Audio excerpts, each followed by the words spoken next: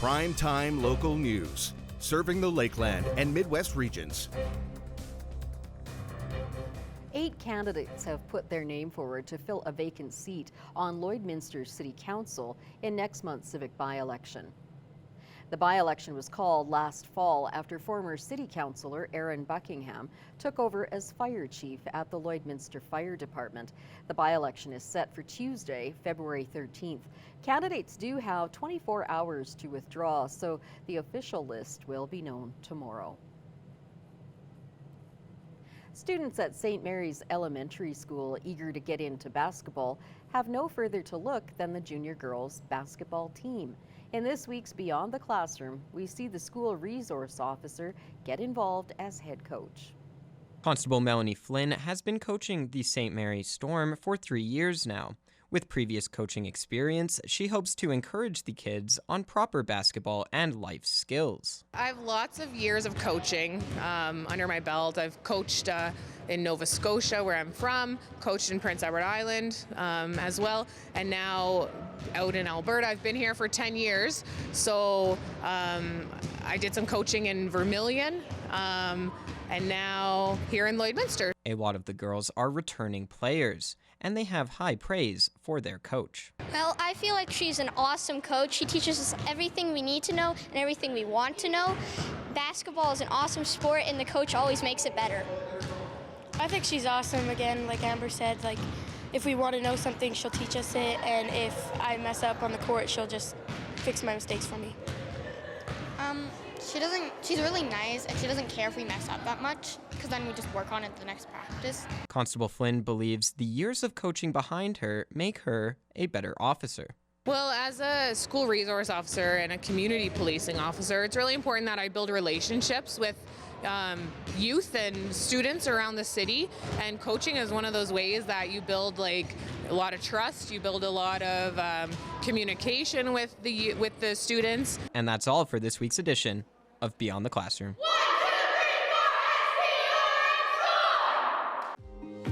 At Lakeland College, our students go beyond the classroom for immersive, hands-on learning experiences. It's about experiencing the real world, because the real world doesn't wait, and neither do we.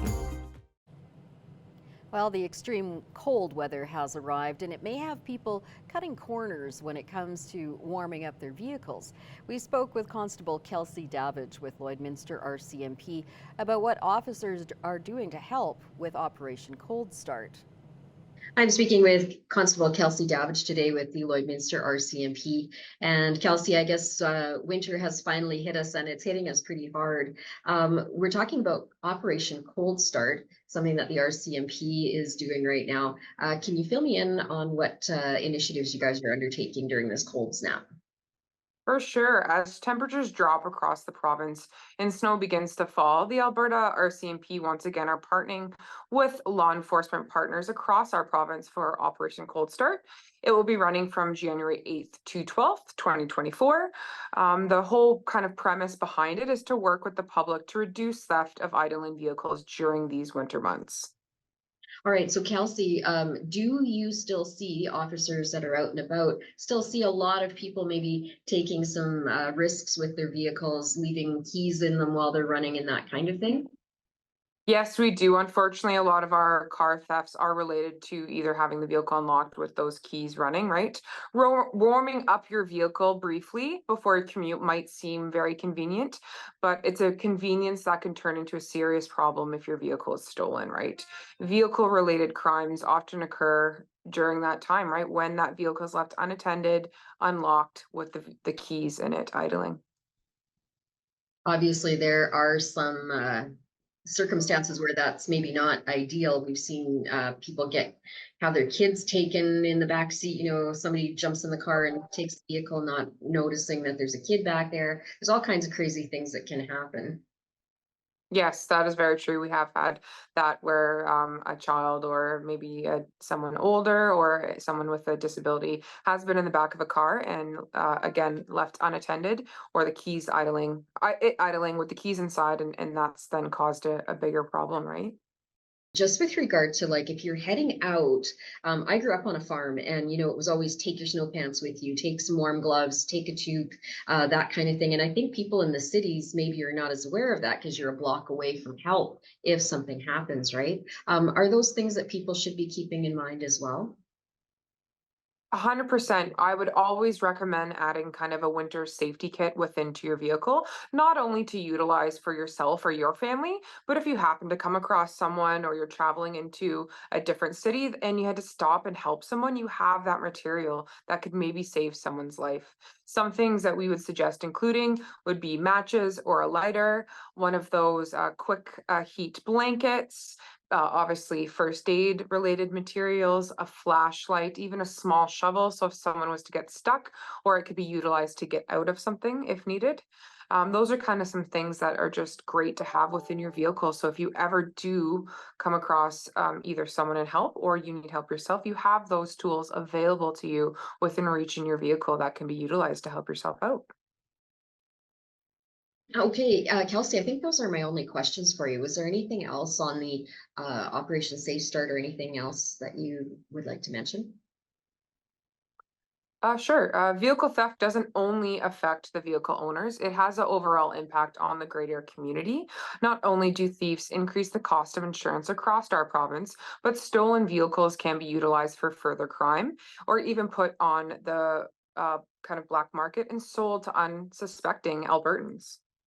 Well, Kelsey, I do appreciate your time today. Thanks so much for joining me. Thank you. Have a good day. Abby St. John joins me now, and she's got some not great news about the weather here in Alberta. It's not getting any better for a while. Definitely not. The entire province of Alberta is under an extreme cold warning as of right now. That includes Lloydminster. Most of northern Saskatchewan is also under that warning as well. It's some parts in central Saskatchewan, but most central and southern Saskatchewan is clear of any sort of warnings, but definitely be cautious about that whenever you're traveling, no matter where you're traveling, because the roads can still be slippery from the extreme cold. It can create a lot of ice, so definitely take caution.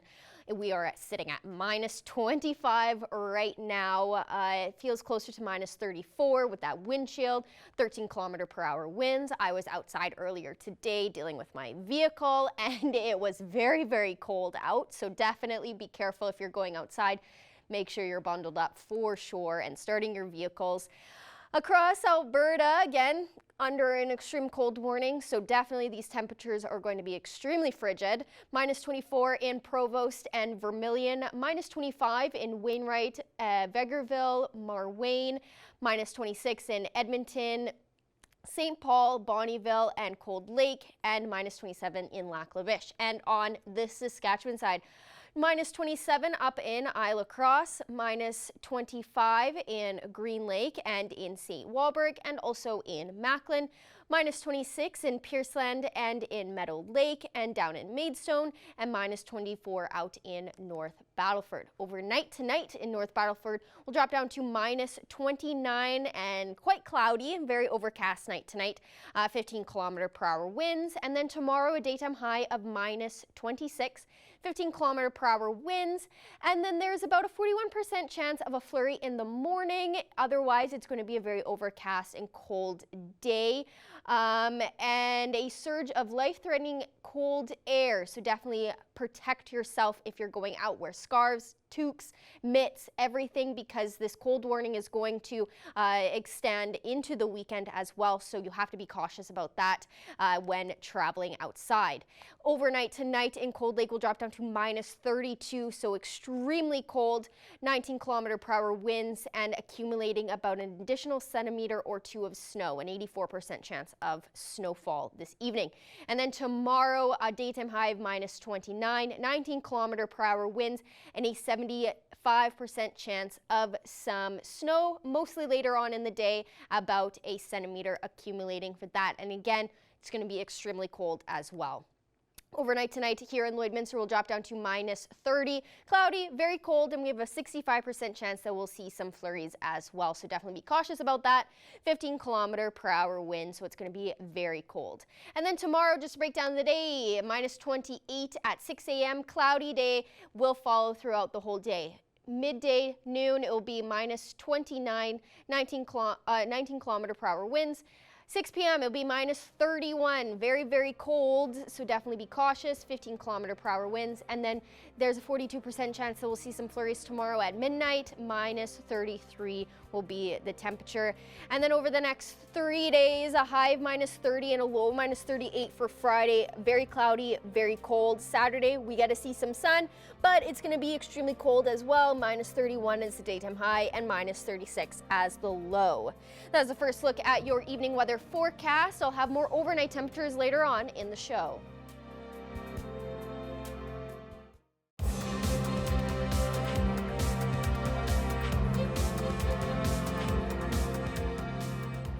The Astec Safety Challenge is set to begin with its first draw Thursday morning, but many of the teams have already arrived in the border city to start getting ready for games. Our Thomas Wildman has more.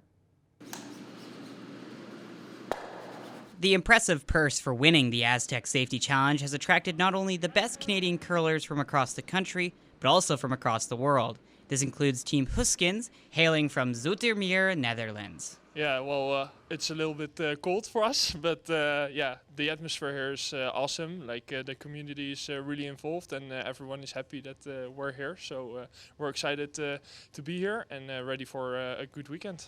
The team has made a few visits around the border city and have also gotten a few practices in to get a feel for the ice. Well, yeah, we have had 2 practice sessions now, and yeah, the ice is getting faster. It started out a bit slow, but it's getting up to speed now. And yeah, the amount of curl, that's awesome. Like that's a hard break, and we can do a lot with sweeping, so that's nice. Not only will there be world-class curlers at the curling club, but also world-class ice, as Grand Slam ice maker John Wall came early to the Astec Safety Challenge. Well, I arrived Saturday evening. Sunday morning we came in, we did a flood on the ice just to level things out, and then we touched up the rocks to give them that little bit of aggressive curl, so to say. And then we did a lot of pebbling and scraping yesterday throughout the day, kind of getting it prepared to where we normally do at an event anyways. The Astec Safety Challenge will start at 9 a.m. on Thursday and will have draws throughout the rest of the week. You can watch the live stream on YouTube at the Lloydminster Curling Club page. Thomas Wildman, Primetime, local news. Now time for a look at the pet pictures you've been sending in for our Pets of the Day.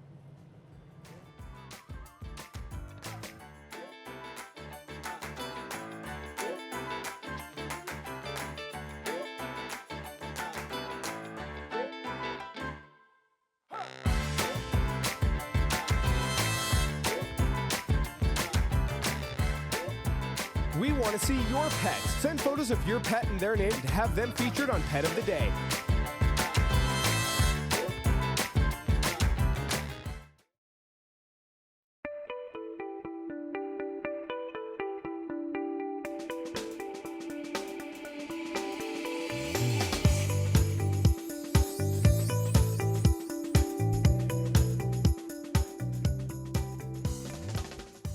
We're back in the new year with Stephanie Dobson for another episode of Healthy Thriving Family After Divorce. Stephanie's familiar to most of our viewers, but just in case, and since it's a new year, I'm going to introduce you again, Stephanie. So you're a lawyer, mediator, and online educator at Henke Divorce Law and Mediation offices in Lloydminster and Edmonton. So happy New Year, Stephanie. Thank you for joining us. Yeah, happy New Year to you and all of our viewers.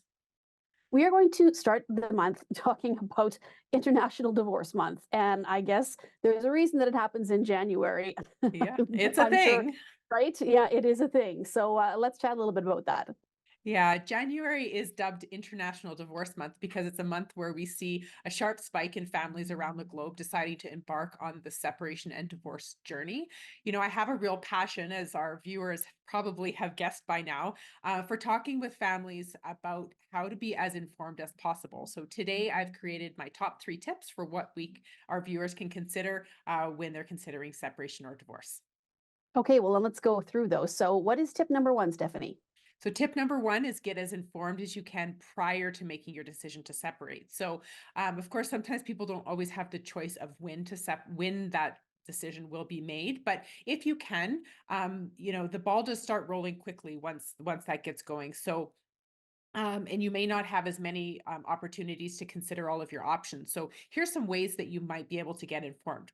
First, I recommend that you start by learning how your family finances work. So if you don't know much about what assets or debts you have, start looking into things. For our clients, we have a checklist of things that people can start to gather. If decisions haven't yet been made to separate, then there's usually less of a feeling of a deadline to gather those documents. Second, you may want to look at online resources, which will help you to navigate the separation or divorce waters. There's tons of online resources these days, so I'll just give our viewers a couple of examples. One option would be for parents to take what's called a Parenting After Separation course. That's an online course that's free, and it's mandatory for most parents who are separating or divorcing in Alberta or Saskatchewan. And in other provinces, there's the similar kind of courses. Another option is, of course, as our viewers may recall, my e-learning platform called Up a Notch Learning, which helps to empower separating and divorcing families with information. So on that platform, there's tons of ways to learn. There's blogs, ebooks for download, courses, interviews with professionals around the world. There's even a book club where we feature some authors of some divorce books, and there's tons of materials on that site. So check it out, upanotchlearning.com. And the third way is to have a consultation with a divorce professional. So that would be either a lawyer or a mediator who can help to guide you in these early stages. All right, and moving on to tip number 2, Stephanie, it's think short term first. So why is that? So, of course, when you're first separating, there's so many decisions to be made. So there's short-term decisions, there's long-term and more permanent decisions. And I recommend that there's sort of 2 topics that you focus on as much as possible at the very beginning. One is parenting and one is the finances. So on the parenting front, I recommend that parents first focus on ensuring that there's consistency, stability, and routine as much as possible. So usually these first discussion that involve talking with the kids about the separation, we want to try to come up with a parenting schedule that will have the kids feeling that sense of consistency, stability, and routine going into 2 homes. The second one is the finances. So that's another topic that needs to be dealt with on a short-term basis. So for example, monthly bills. Who's going to pay for what on the short term, at least until you start getting into some professionals and getting some professional assistance with how that might work for your family going forward. All right, and the last tip for today, Stephanie, is basically telling people to take their time before they get into separation and divorce. I would think that this would be something that would be super important because once that decision is made, it's really tough to go back. Yeah, that's true. I call it the big D word. Once people start using that word, there's a lot of times where families will have, couples will have conflict.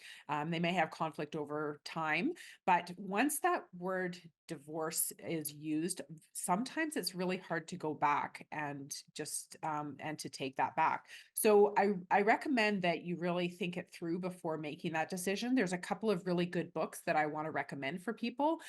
One is called The 7 Principles for Making Marriage Work. So the title of that book tells it all. It's not about how to give up. It's rather about how to make it work. And it encourages the reader to look at how you conduct yourself to become part of the solution and not be part of the problem. The second book is called Too Good to Leave, Too Bad to Stay. So that book is about getting out of that relationship ambivalence or getting off of the fence and helping you to decide whether to stay or whether to leave your relationship. So it does go through a series of questions for you to self-assess whether you should stay or go. So I love these books. I encourage our viewers to check them out.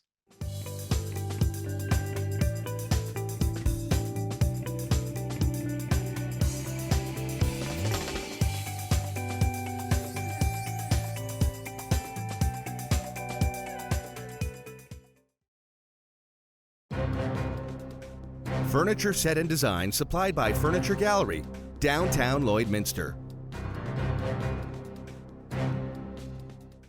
We are here with Canadian country superstar Andrew Hyatt. Today we're talking about the brand new EP he released this past Friday, January 5th, called L is For. That is absolutely gorgeous. And also about the tour he's going on this spring, the Country Mixtape Tour. But before we start talking about the EP and we start talking about the tour, Andrew, thank you so much for joining me today. It's an absolute pleasure. How is your 2024 starting off so far? So far, so good. I came back up to Canada for basically New Year's on, and I've just kind of been visiting family. I laid low for Christmas this year, just kind of hung out by myself with my dog and in Nashville, and then decided to come up afterwards. And just it's been nice and relaxing. I feel like it's a recharge because I spent the last 3 months of 2023 really just like head down trying to get stuff done for music and writing so much, and I just needed a little reset, right? For sure. That sounds really exciting. So, with that, what are your goals? What are your aspirations or resolutions for 2024? Do you have any? I think I definitely just want to make as much music as I can this year. I feel like I've been getting more and more prolific with writing in terms of I don't know, I just feel like I found my groove and I've just been writing so much. So whether that's releasing more acoustic records and full band records, I know we have one full band record ready to go right now, and I'm hoping to get in the end of this month while I'm up here and track more of the singer-songwriter stuff as well. So yeah, really it's just to keep creating and kind of keep that momentum moving forward and giving people stuff to listen to. That is so exciting. Well, before we talk about your new EP, L is 4, that came out on Friday, let's talk about the tour that you're going on this spring with Sean Austin and Tyler Joe Miller, the country mixtape tour. You're going across Canada. Yeah, yeah. I feel like this tour has been so long in the making. It was originally supposed to be, I think, in November of last year, and then it got moved to January, end of January at the last minute. And now it's finally happening. So I'm really looking forward to it. I love these dudes. Sean and I have been brothers since 2017 when we went on our first tour together, and we've always talked about going out together. And then to have TJ come out as well, he's a beauty. We all get along really well. So I feel like our faces are just going to hurt a lot on that tour from laughing so much. That sounds like it's going to be a really good time. So I got to ask, if you can make a country mixtape to put out into the world, who would be the top 3 artists you would choose to put on it? Right now it would be, I love like, it would be a mix of people that are classic and new. Like the most listened to record for me right now is the new Steven Wilson Jr. record. That record, to me, I love his voice. It kind of gives me like old Springsteen meets Chris Cornell done country. It's like this interesting, beautiful voice. And then I'd have some classic stuff on there too, right? I'd have, some Loretta Lynn. I love that. Maybe some Waylon. Yeah, I think those would probably be the 3 top people on it. Those are awesome. That is so exciting. Well, the closest date to us for the country mixtape tour would be at Cook County Saloon on April 12th. So everybody's got to get their tickets for that, of course. And I'm assuming they can get them on your website or Sean's or Tyler's website. Yeah, I think it's the country or countrymixtapetour.ca, I think Oh, perfect. is the website. But yeah, the links are on all of our profiles on all socials, so they can find them there. And we hope everybody comes out because this is going to be a unique show. We're not doing it like normal. We're doing something a little bit different, so people are in for a surprise. That's really exciting. So everyone get your tickets to go see the country mixtape tour. Now to talk about your new EP here, L is 4. It came out on January 5th and it's beautiful. It is so heartfelt. It is so passionate. And between the title track, which is L is 4, and Finding First and Give Up on Me, it feels very honest and raw and very full of fire and heart. So tell us about what this project means to you and what you would like your fans to take away from it. Yeah. Well, it is a super personal record. It was written, as I was going through the beginning stages of a separation. And yeah, it basically week over week, I just kind of sat with how I was feeling. And then I sat with a couple friends throughout those weeks, and we would just write songs about what was going through my head. And I was super fortunate to have people like Emily Reed and Adam Wheeler just kind of let me trauma dump on them day after day. And then we would write songs about it. Yeah, it feels like a complete package, like a complete collection, because it goes from, the acceptance to the anger to where you place the blame to placing it on yourself. And then, making sure that you're taking your share of it. And then kind of moves a little bit into acceptance, I guess, at the end. But yeah, it's a very personal record. It just walks basically it's a walk through my divorce is what it is. Yeah. Well, it is absolutely stunning and so heartfelt. I personally love it, and I know other people will too. So, of course, where can everybody get your music? Anywhere where it's streamed. We don't have physical copies of this yet. I think we're probably going to do a vinyl release of it. But yeah, you can find it on Amazon, Spotify, Apple Music, pretty much anywhere that you use music, it's available there. Wonderful. Andrew, thank you so much for joining me. It was an absolute pleasure to chat with you today. Thanks for having me, Sarah. You don't see this very often in a provincial lottery. The much anticipated Ace of Hearts lottery in northern New Brunswick is still up for grabs after last night's big draw. The number of tickets is 293314. The game requires ticket holders to find the Ace of Hearts when they're asked to pick a number. The jackpot has now grown to an estimated $7.3 million for next week. More than 1,777,000 tickets have been sold this week. That's outrageous. It really is. And, lucky whoever wins is going to have a huge payout. So I'm not a gambler, but it seems like it's a lot of fun and, try your luck, I guess. Could buy you a hot holiday somewhere, that's for sure. Yeah. That's all we have for you tonight. Thanks for joining us. Have a good evening.